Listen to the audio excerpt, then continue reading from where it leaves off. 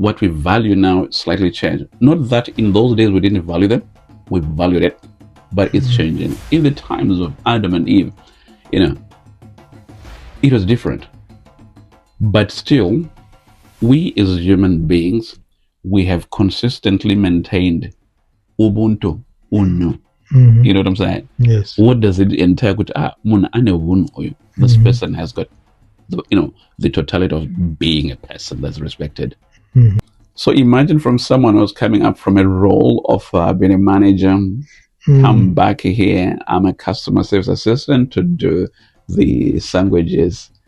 It did take a toll in the sense, what exactly? Should I have stayed there and hustled along with Zimbabwe? At the same time, the relationship wasn't going to work well, especially being young, married.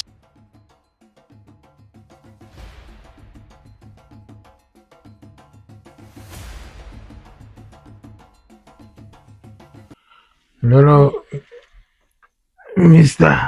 Magadi. Mister. Give it a go. Let's hear whether Africa can hear you and whether Africa is calling. I've not played this thing. Do you want just to hear air coming out? Give it a go. Give it a go, Baba. Right. You must give me some time to practice. Let me just ask a question. What type of sound are you expecting to come out of this? Any sound. The sound of Africa. Yes, I can start talking, but not blow it. Oh, no. There we go. I'm sure the continent has heard that one. Thank you very much. Welcome to This and That with Brian Zikhali. I'm Brian Zikhali. And today we've got a very interesting gentleman. He doesn't know how interesting he is. Wears so many hats, and we'll get into that in a bit. I'm with Blessing Nyakonda. Any other names to go with that? Yes, Brian. Yeah. Thank you. Yeah, the other name to go with that is EB. Blessing EB Nyakonda. No, it's good to have you. Welcome to This and That. We'll start a little deeper. If someone was to ask, who is Blessing? What would you say? I would respond probably in different aspects. It all depends on who are you asking and who am I talking to.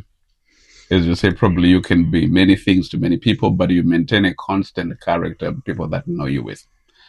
Earlier when I was saying my name is Blessing EB, if you look back on the people that I grew up with mostly, they know Blessing, but if you say Blessing, where's Blessing? You may not find him. But if you say EB, it's a simple thing. Oh, you mean EB? Oh, Blessing. Yes, Blessing is the family name that is given on the birth certificate and it appears anywhere. But when you grow up, you're given all these names. So Blessing. So Blessing is a Zimbabwean guy. Grew up from Nyazura. Very conservative family. Someone who tries and live to fear God. Okay. That's all I can say for now. So what then are your earliest childhood memories? Anything that sticks out? Like, is there anything that you remember? Something that either made you laugh, made you cry? I sometimes talk about my mom's cooking. There's always something that sticks out. Anything? Yeah. For me, I think, I have some memories that are very, very close. Some are good ones, some are bad ones, but they still stick in the mind. With my family, I think my mom stands out quite a lot because she was one who was a bit creative, a bit fun, and she still holds some of the, those photographs when I was holding my mom out of fear and all that, because she would tease you someone else just to make sure, can you be independent? Yeah. But all the time, I think you're going to rush mom. And there's this other photograph where my hand was actually in a dress. And every time I look at it, this is interesting. It triggers the time. Even up to then, I think I was 4, 5, 6, 7 years, something like that. I still remember vividly what was the occasion, where were we in that time, So, yes, mostly it was my trips when I go to the rural family, when you have those holidays. Even at a young age, I think we used to frequent much between the city life and the country life. Well, as an African, obviously, roots run deep. This is a common thing. But Are there any things from your time growing up that you still hold dear today, or that are still affecting you today or impacting your life? For sure, Brian, I want to tell you, with our African families, there's certain values that have been maintained since younghood. And I'm a firm believer that family is important. Mm-hmm. Whatever you do you have your family at heart? I'm triggered to think of when we grow up, we always used to eat together in the same plate. Mm-hmm. This experience was mostly when you go back to the rural place. When you live with the parents in the city, you have your own single plates and all that. But when you come to the traditional things that stands out, when you go to meet other my cousins and everybody, we used to have all those big dishes. Mm-hmm. We dip the sadzeri in, we dip the nyamari in inside. Mm-hmm. To me, it still sticks out very much that there was no brother from the Amaza or who is so we have together the same cup of tea could be shared. Mm-hmm. Yes. I don't think it was meant out of not having, if you understand what I'm saying. It was there, but it was that kind of like family. Oh, he's my brother. Hey, drink. I'm also sure if I could use the shona with my hair, you know what I'm saying? My hair, yes. brew my hair, either whichever I'm gonna say. But that same cup will go to a brother, to sister, come back and go used to kind of put some more, Yeah. To me, the sense of family has ever grown. So, my brothers, my sisters, my cousin brothers, I still have this memory that even sticks up to now. When, as adults, even now, when we meet, hey, we still long for that. Sometimes, out of joking, hey, put something in the same plate, we're gonna go for it. No. In these days of social distancing and I want to tell you, that's the challenge I have now with all our developing society, the change of the world. But you find there's still simple thread of that family link, that closeness that still lies behind. Yeah. So take us back to when you were about maybe 7 or 8. What kind of a person were you? Oh, I can just give you the contrast between my brother, Scott Harmony. He was a bit much more aggressive in his play, and as much more of the calmer one, honestly. Okay. And people, I would play, I would do everything, but at the same time, I didn't come very, very aggressive in my way of life, probably, which is a trait that has gone over, but not that internally I would kind of like control myself much more. Whether trying to be reasonable or what, but it has been probably a character that I was much more composed from a younger age. And all this mischief that happens, yes, I want to tell you there could be mischief at a 7, 8. You come home late, sometimes out of play. You all cause mischief, like when you go to the rural place, you go and look after the cattle or the donkeys, sometimes they go in someone else's field, you pretend it never happened, you try, those things, mischief or not paying attention, but not in a bad way. But as a things that happens when you're growing up. That's very interesting. I mean, especially when you're talking about looking after animals and cattle, it must be strange when trying to tell this to the generation that is there now. The idea that it wasn't a chore, it was fun. Did you have any fun times looking after cattle? Oh, anything? man, I want to tell you. The idea of life, the perception of life that I see now, even with my own children, there's a great difference how I played my childhood and how my kids experience their childhood now. The disparity is the exposure to certain things. Yeah. In my days, I want to tell you, as boys would play football. You know the football? We used to have, this plastic from the milkshake. You wrap it. You go there, you leave probably, even while we're in the city, you can leave, you can holiday times, weekend times, play the football, all the wheel bicycles, the tires. Those were the things that were disposed of to us in those days. And it was fun. It was fun. You could spend the whole day out, come back home for lunch or for dinner. But those are some of the memories that sticks longer. But if I talk the same experience with my children, they call it daddy. That was weird. Yes. My children were weird. And The Xbox generation. correct. Xbox generation. And I do realize that, of course, because of the difference of times and generation, there's a very great difference in terms of how we value things, specifically to how we create friends, how we communicate, Yes. how we engage with people. In those days, I think you could create more friends, you could, learn to communicate with people. Those days, that's another subject, but I think it's a really, really a big challenge. Yeah. It's a big challenge. That's interesting. Now, I did say at the start that I believe you are a man who wears many hats. You are a family man. You are an academic, in case you didn't know that. You're a businessman. You're a singer. You are a mentor to young people. But which of all these hats, maybe even the ones I haven't mentioned, feels more like you? Or what do you... Yeah, Brad, that's an interesting one. Why do I say so? Because sometimes I don't realize the way you have described it, but it's just blessing Nyakonda living. Some stuff, of course, if I can pick like being a father. Growing up, by default, you choose to be a man, to get married, then all those choices comes with responsibility. And so you grow into parenting, when I got married, yes, and it was slightly late. And one of the information you might not know, I was the last one in my family. We are family of 5. I was the firstborn, and I married last. So some stuff of parenting comes with responsibility, and I can tell that as a father, you grow into fatherhood, based on what you have been, learning or learn from adults, from your family.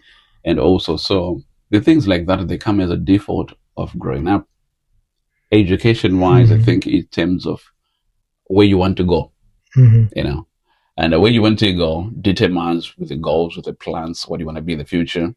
Some stuff you've mentioned about young people and teaching and singing, but the default of accepting Christ as a personal savior, you hang around the people who see the world maybe the same way you see. And that creates some different objectives and goals. Hey guys, we need to take part into this mission of being Christian. What do we do as men? Exactly. What do we do as friends? So you end up singing. Yeah, it's a passion. I love it. So you always have to stick around friends who also love the same thing. So it doesn't become a chore, but just part of you. So which of those roles that you have is most challenging? What do you find most challenging? I want to tell you, one of the challenge thing is parenting, because you're dealing with the unknowns. You have expectations of what children should be, but as they get older, you need to mold them into certain character, by transferring certain, attitudes, behaviors that are transferable, to develop character. So that has always been a concern in this world where there's, different influences. Not you wonder, you always give it to God. God, help us to be a better parent, give the vision to the children, support as much as we can, and also try to give them the independence to be able to be themselves, not you. So parenting, I want to tell you, it's one of the challenging. The other side of the world, life, yes, we can speak about it, but it's one of the things that always ticks at the back of my mind. What are they going to be? Do you find it interesting that we have obviously in this world there have been so many parents all the way from Adam and Eve, but we still find it a challenge, this parenting thing. Why is that? It's very interesting. There are a lot of variables that can actually come to my mind. Our worldview of things keeps changing in generations. Our value systems keep changing. I was, the easy thing that I've been explaining earlier on about the family, we grow up, we eat together, we drink together. And now because of the health and safety and all this consciousness, my child said, Daddy, I'm not going to eat with the same plate with that person. Why? Because their world has changed. what we value now slightly changed. Not that in those days we didn't value them, we valued it, but it's changing. In the times of Adam and Eve, it was different. But still, we as human beings, we have consistently maintained Ubuntu, Unu. You know what I'm saying? Yes. What does it entail? This person has got, the totality of being a person that's respected. There's always respect and honor, humbleness. That's all what we're trying to achieve. Everything from that generation, or the fear of God. That's all what we're trying to achieve. A better character, somebody who has very good ethics, somebody who is respectful, somebody who can honor, somebody who is, those are the things. But how we achieve those things over the generation varies. Yeah. My parents used to quote, use a stick to help you to straighten up, to change the behavior. But these days, people are, much more reserved, much more cautious.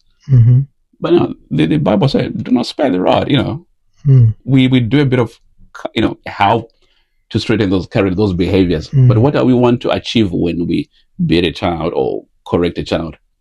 It's the character, it's the behavior. Even in the olden days, even David, Abraham, they were grooming or teaching their children to fear God in a humble way, by maintaining the honor of God, the honor of parents. So, briefly, I can say, it has been a challenge over the generations, because along the way, people still choose to misbehave. People can choose differently, can think differently. Me as a father, my son, I can tell him my worldview, what I expect of a good young man, what I expect of, but in his view, it's a bit different. But how I communicate that to him, could be different. Because it's interesting that we sometimes see a lot of, say, teenage pregnancies, and you'd think that they would have learned from what has happened to the others, but we end up having the same thing happen over and over again. And I think you put it well, it's all about individuals and how you communicate and how you move forward. But is there anything that you would want to say to young people? Perhaps it might resonate with a young person out there who may need guidance, because they don't always have guidance. Is there anything you can say to them in this chaos of a world, in this crazy world? If there are any young people listening to this podcast or viewing this, one thing that is important is to respect yourself and fear God. For those that do not believe, but we always have to remember we are created in a special way. And when that respect is within yourself, what it means to me is you just don't do anything anyhow. One thing, many times, even as adults or young people don't respect themselves. They go on with the flow because they have seen certain behaviors. They appreciate certain behavior thinking they're good. No. You are an individual. You're responsible for your own choices, but the world out there presents itself in a very lucrative way with different things, which in our eyes, to a lot of young people, it appeals in many ways. It's either the music, it's either the dressing, it's whether the conversation, the way we talk. It all appeals. It appeals to an individual who has to have an independent mind. That is open to learn. So the key thing, if we all learn to respect ourselves and fear God, it's a starting point. Everything else can be molded, can be, worked around it, because you've identified yourself. But sometimes with people, we come to maturity as men, we haven't figured out exactly who we are. We're just doing anything that comes, or anything that happens in those days that doesn't define us, or that doesn't define even our young people.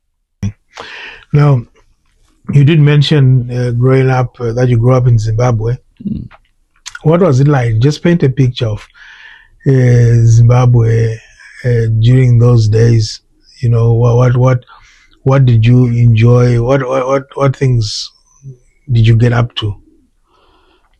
Let me tell you, I can give you an experience. I lived in the Midlands in Guero, and I think I was grade 3, 4, 5. One thing that resonated with me in those days was, did you know that we used to get milk after the door? Oh, yes. They would deliver the milk, and you could go to school, Yeah. have a pint of milk at school, and the tuition, I don't know, so we was paying like 15 cents, something like that. And the days, there wasn't too much pressure, maybe because I was coming from an average family who could afford to live somewhere else, get there. The parent drives a car. It's been something that sticks in the mind that even up to now, we could afford this. We could afford this. After school, you could afford to hang out with friends. Well, mommy, you're going to play. Little memories. As I get older and older, also environment change. I did move quite a lot of cities because my father used to work for the church as a publishing director. So you may realize I lived in Guero, also went to Solus, did my primary there, came back, went to Harare, and lived in Masingo, all those places. So all those movements also, in a better way, made me aware of the country itself, creating new friends, some up to now. And those dynamics also changed, the way how we grow, how we see people. And then now you're in the UK, totally different country. Of course, there's certain links between Zimbabwe and the UK. But my question is the adjustment from Zimbabwean life to UK. That's a big story, that one. I want to tell you, it was a struggle. Let me just tell you, it was a struggle. Just a little bit of a background for those that know me, who might actually view this podcast. The time I moved here, I got married to my wife while I was still in Zimbabwe, and she was here first training as a nurse. And back in Zimbabwe, fortunately, by God's grace, I was working a decent job. For those that know Farming City, that's where I was still working as a manager in Bindura.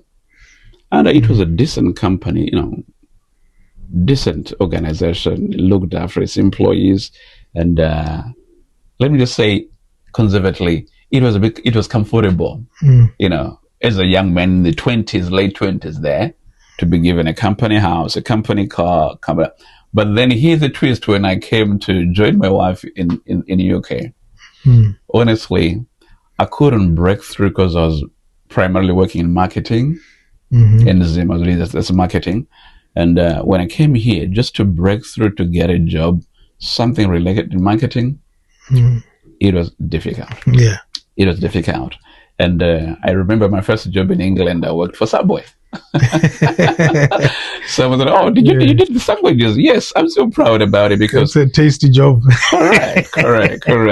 So I think it was 2-3 weeks down the line, I just walk into the town. They've got an advertisement there, and submitted my application. Oh yes, you got a job.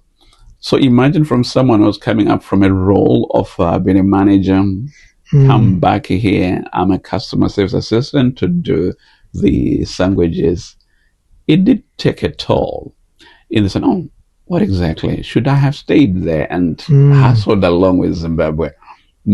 At the same time, the relationship wasn't going to work well, especially being young, married. So I want to tell you, it was a struggle because I had to jump into different roles, trying to stabilize because my attitude towards the change, probably now you know me, if the environment is not sufficient for you to do what you want, my mindset quickly changed. Blessing, I got into survival mode. Yeah. This you were doing comfortably, but not this one. It's not working. So what do you have to do? So I think I dipped into a survival mode, a different mode in terms of I need to make this thing work. Yes. I'm here. So to me, my mindset completely, it didn't take me time to make a decision. It was difficult in the sense, I think it's a mindset. you set your mind to say, I'm working a very professional job. This is in my office. You work with a team within the, where I was working, 4, 6, 10 people. Yeah. And now you're in the front, and the people I left were developing well, but here you seem to be in the background. Yes, yes. So I survived through a change of mindset. Yeah. That's interesting. But, how have you managed to stay grounded, though? Especially having moved from one continent to another. We know how fast-paced the UK can be, and how the capitalist societies in general are. But how have you been able to stay grounded in all this journey? Yeah. Thanks for asking that question, Brian. What happens is, if you are coming up from economies like Zimbabwe, I think we have a lot of highly educated people in professions, but sometimes when they switch the places they are, some may engage well into their professions, and that's a smooth kind of like transition. But if you're moving to a place where whatever you have been trained to do is not fit into the new environment, then it needs a mindset. What am I saying? The mindset is either you quickly change your profession and adapt to what you think can give you a bit of a better traction, either professionally or getting income. You see, for me, it was, okay, forget about the profession. I need something traction that gives me income. Yeah. So the default is, okay, I can do anything that gives me income. Once I started having the income, my mindset changed again. I need to move my profession from into marketing into construction. So you see, so for me, that adaptability of moving from marketing to construction, it was not kind of like smooth sailing to say, I'm just going to change profession now. The first thing I needed to do was, I am a foreigner here. I need to raise enough income for me to go back again to school, to do something that is relevant in this society that I've joined in. But tell me, would it be done over 2 months? No. It took some time. But it was just the focus of finding yourself, what do you want to do next? If this thing is not work, so what, blessed? It's that change. Are you willing to be an indigenous in the UK, start your own business, start something else? Or do you want to do some professional development to get somewhere else? Because that's the all leverage that I have, in that time. So for me, honestly, it was about, okay, if the market is not working here, I've got to do something. So basically trying to prevent yourself from drifting, you need to stay back in the center. Correct. Focusing on what is most important. Because I think perhaps there are some who still have dreams of leaving the continent of Africa and say, let's come to the UK, or what would you say to them? Because there's always somebody who's thinking, I want to try my hand at this, diaspora thing. What would you say to them? My comment or advice would be prepared to learn or to adapt. One thing, for those that are coming with professions that they can actually get, any profession, I want to tell you, you may be able to transit easily. Some experience can be easy. If you're a nurse coming from Zimbabwe, or an engineer or an electrician, it could be easy. You could come and dip in straight. For my experience where I was in marketing, they were saying, third world experience is not much, even though I've been managerial topics quite a bit, the truest brand, it wasn't transferable here. They wanted somebody here. So basically, for those that are planning to come here, I would suggest to have this mindset. If you're engaging from your current existing professionalism, try and get as much as that. If you can get it, the better. If not, try to be adjustable. Don't be rigid. Because if you become rigid and say, I can't do anything else than this, the mindset's already different. You will struggle. Because this country, once you have a leverage in your skills, I'm going to focus on the skills that are transferable. You can do anything. Yeah. So young people, even people with families, I'm going to just make a comment for the people that are coming into care. Oh, yes. Some primarily, they come with less information. Maybe people from here were not telling them the truth. It's a very good role that people can come and do and grow and progress in that. But the overload of wanting to come, everybody, the whole generation in there, trying to settle with the children, I have seen now from experience that people struggle quite a lot. It'd be good to be adaptable. If there are single young people coming else, that's fantastic. Come here as young people, get into profession. Don't just get money. And the money, as soon as you can, get to some skills that upgrades either your existing immigration status. That's the way to go. Many of us, I think we got trapped in the way that we came here and started sending money home. There's nothing wrong, but you still need to look after yourself, because once this person that's generating income, if he doesn't upgrade, then things will start diminishing again. Interesting. Now, obviously, this brings me to fatherhood. You know, what has fatherhood taught you? Because especially in terms of then directing your own children to say, this might be a better path, because a lot of parents or fathers want their sons to become a version of them. How have you navigated this whole thing, fatherhood, or how do you view it? I want to tell you, that's one of our bigger challenge in terms of being a parent as a father. I don't want to be a hypocrite in terms of asking my son to do something that I don't do. I've always wanted to guide them into, correct, good principles of family. The respect, the honor, everything else is built around it. When you respect, you honor, you have all the ethics in terms of knowing you don't do this to a neighbor, you don't do this to a brother, you don't do this to any. Those values.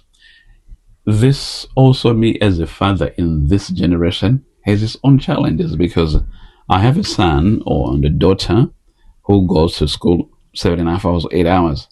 He has more exposure to friends and the people than me. I have only maybe 4 or 5 hours at the end of the day, and the weekend, when fortunately us going to church creates that bond. Me as blessed, I had certain values that I pick up from my family, which are constant. We are Christians. We love God. We've got to maintain. We honor other people. We respect other people. We don't curse all this. We don't swear that. You can get angry, but you need to have seasoned words. Let's, teach that. Those are things that I expect from my son. So, and he is a being who is growing to identify. Now he's a teenager. Identify himself. I need to give himself to find out himself, but guide him in certain ways.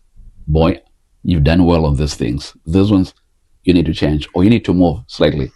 But as I'm seeing navigating, I think teenagers need to be listened to more, how they feel, because when you see how they make some of the decisions, how they view the world, it's completely different. As much as I desire to pump a bit of knowledge, maybe it's my approach. So as a parent, I'm learning how to approach, no matter even my little girl, what she wants, what she can potentially be, and work on those bases to identify. Also respect, them as individuals who they are.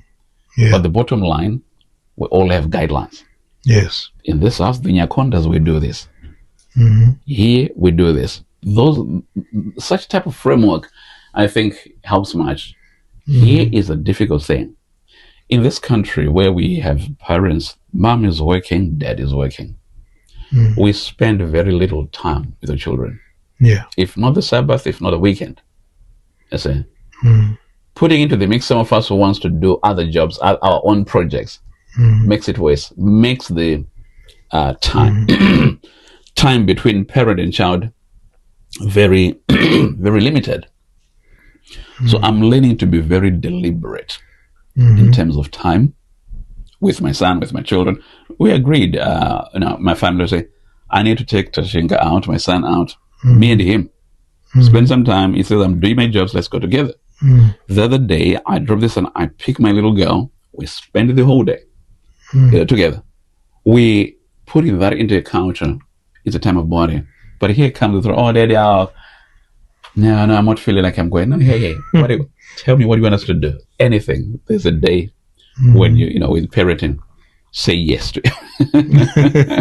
You are trained to say yes. Yes. The whole idea is to create that communication, openness, free, make them respected, make them to say, hey, you are planning we plan what we call a weekend out or a day out. It's the sun. Tell us what you're going to eat, where we're going to eat, okay. Give them the chance to decide to plan. Yes. The girl, if you say you're going to the expensive restaurant, parents, we're going to keep our mouths shut to make sure we make it happen. Someone chooses McDonald's, we've got to make it happen. So, but then how do you give them guidance but still allow them certain freedom? Or should we allow them freedom at all? Yeah, it all depends what is freedom. It all depends what is freedom. I think as parents, what we always want to avoid is the things that yield to negative behavior, or the things that would develop into, unwanted outcomes. For example, hey, Daddy, can I go and have a sleep out to my friends? My children know that's a no. We don't talk about it until we know, we trust it in the house. It's simple things. If you want to go with your friends in the day out, yeah, go ahead.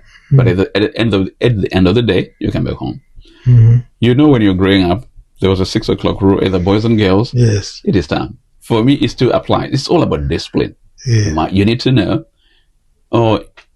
As they get older, you find it loosens up that same rule. Yeah. Because of the level of responsibility that they now know. Because what you'll be testing is, can they communicate when things are difficult? Can you find out how safe are they? What are the decision-making processes when there's a bit of a challenge? Are they quickly, hey, I need a bit of some help? So those are the things that we try and communicate. But there are certain red lines. I want to tell you, we have red lines that we draw. This is an non-standard. This we don't do. It comes even to dressing, to how we eat, how we communicate. All those, there are certain red lines. We all agree. So have you ever had to step back and let them learn the hard way? Is there ever a point where you say, perhaps let them learn the hard way on certain things? Yeah, on certain minor things where, they insist they're very right, leave them to bend their fingers. And I think you were very right. Yeah. Not on drastic things where we know, if it comes maybe to the things like, their personal development, their school stuff. For example, I'm very, very critical about, hey, the time you have either to year 4, year 5, year 6, GSS, use it right. You don't have a second chance. You can have it, but why waste time? I said, if it's a homework time, it has to be done. So certain values are non-negotiable. They're non-negotiable. If it's time to play, let's play. If it's time to have a free time, let's have it. But some I can't afford to say, this weekend you're not doing any homework. So let's have a look. Do you want any help? I don't want to impose. Okay, can we sit down? The older he gets, the more he understands. The little they are, and at the same time, that's what the patience. Parents, we are tested our patience quite a lot. Exactly. So it's irritating, and I don't know. You also learn the patience because the way they understand things and they perceive things is different. So would you say that their challenges are different from our challenges growing up? Oh, yes. In what way? Oh, yes. The children these days, they always assume they've got a right of doing whatever they want. It's any time. And life doesn't work that way. No. The whole idea, even then, I know if the parents say, you've got to be home by 6 o'clock, or the gate is shut. Sometimes you think that was cruel, that was bad, but it was a principle of safety. Once it's dark there, you don't know what type of hyenas are there.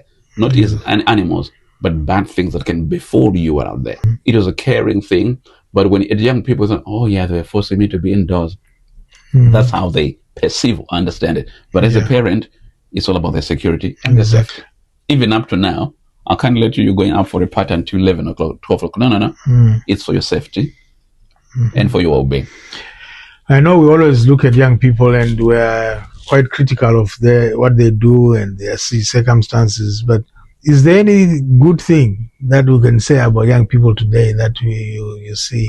Yeah, I want to tell you, young people are very, very brilliant. very, very talented. All young people, I think they've got a lot of potential, great good potential. The only difference with adults is the experience over time. But a lot of young people, some come up with brilliant ideas, brilliant suggestions. Even my son sometimes say, "Oh, I didn't see that way." You can change even some of the way you are seeing things because of how children or teenagers behave. In general, I want to tell you there are young people who are very entrepreneurship, some very charismatic, and some are athletic, some have got different talents. They can utilize it. There's a lot. Even not only advising young people, but you can see good traits that comes from young people that needs just encouraging, pointing them to.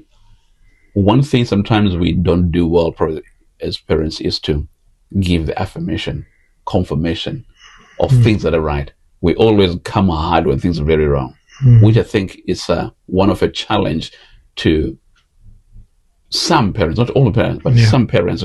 We always look on the don'ts, and once the children or the teenagers get my dad is always a don't. That is not there is a resentment that comes, there's a detachment, and you'll be seeking unwanted answers. They'll give you tailored, polished answers, what you want to hear, what's happening. So in terms of breaking that barrier, it's giving the affirmation, confirmation, encouragement. Appreciate them. When they did something else, I wouldn't have done it better than you. Those things. It opens that door of trust, that being heard and understood. But many times, as parents, we shut that window by looking on the negatives that happen to other people and other children and comparing them. They don't like to be compared. Now, why are you comparing? No. You're an individual. We need to love you and respect you as an individual. I hope parents are listening to this, because those are very, very crucial points. Now, earlier I did mention again when I was talking about the hats that you wear, you seem to value education and see that it's an important tool. And also you talk of, projects, which others will say business, anything that turned you into someone who is interested in developing himself academically, and then also in terms of your own personal business projects. Where did that come from? Any turning points, anything?